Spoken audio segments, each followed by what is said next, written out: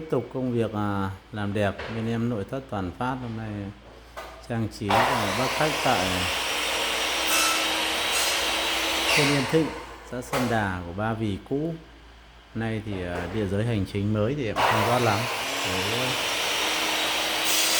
điểm vách ốp vệ tivi, giữa là tấm PVC giả đá, hai bên là lam sóng, kết hợp với lại kệ tivi theo phong cách mới tối giản, chất liệu gỗ sơn đào. Nhìn rất là đơn giản và rất nhiều bác khách lựa chọn trong cái thời gian vừa qua. Bác có nhu cầu bên em nội thất Toàn Phát, cơ sở em tại Sen Phương 3, xã Phúc Lộc, thành phố Hà Nội. Số điện thoại là 0969 096 555.